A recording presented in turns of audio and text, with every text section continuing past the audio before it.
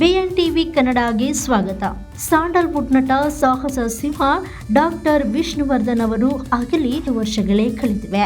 ಆದರೂ ಕೂಡ Vishnu fans craze ಕೊಂಚವೂ ಕಡಿಮೆಯಾಗಿಲ್ಲ.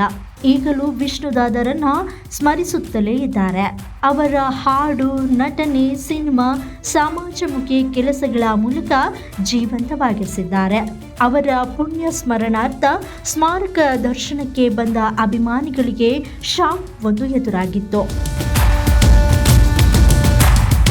15 ವರ್ಷವಾದರೂ Abhiman ಸ್ಟುಡಿಯೋದಲ್ಲಿ ವಿಷ್ಣು ಸ್ಮಾರಕ ವಿಚಾರ ಕಗ್ಗಂಟು ಮಾತ್ರ ತಪ್ಪೇ ಇಲ್ಲ. ಈ ಸಮಸ್ಯೆ ಬೇಡ ಅಂತ ಭಾರತಿ ವಿಷ್ಣುವರ್ಧನ್ ರವರು ಮೈಸೂರಿನಲ್ಲಿ ಸ್ಮಾರಕ ನಿರ್ಮಿಸಲು ಒಪ್ಪಿದ್ರು. ಆದರೆ ಅಭಿಮಾನಿಗಳು ದಾದಾ ಅಂತ್ಯಕ್ರಿಯೆ ನಡೆದ ಸ್ಟುಡಿಯೋದಲ್ಲಿ ಸ್ಮಾರಕ ಬೇಕು ಅಂತ ಹೋರಾಟ ಮಾಡ್ತಲೇ ಇದ್ದಾರೆ. ಅಭಿಮಾನಿಗಳು ಎಷ್ಟೇ ಹೋರಾಟ ಮಾಡಿದ್ರೂ ಸ್ಮಾರಕ ನಿರ್ಮಾಣಕ್ಕೆ ಜಾಗ ಬಿಟ್ಟು ಕೊಡ್ತಿಲ್ಲ. ಹೀಗಿರುವಾಗ ವಿಷ್ಣು ಫ್ಯಾನ್ಸ್ಗೆ ಮತ್ತಷ್ಟು ಬೇಸರದ ಸುದ್ದಿ ಎದುರಾಗಿದೆ.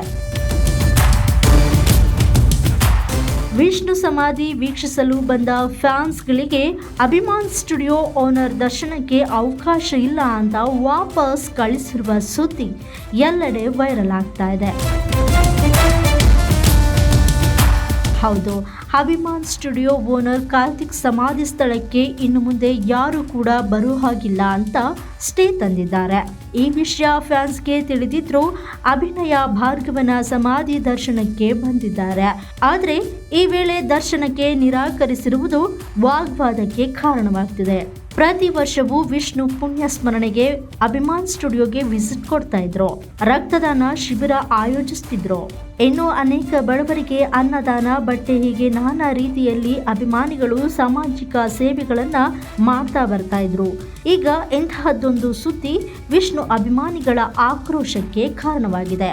ನೋಡ್ತಾ ಇರಿ BN ಟಿವಿ, ಇದು ನಿಮ್ಮದೇ ಧ್ವನಿ. ಲೈಕ್ ಮಾಡಿ, ಶೇರ್ ಮಾಡಿ, ಸಬ್ಸ್ಕ್ರೈಬ್ ಮಾಡಿ.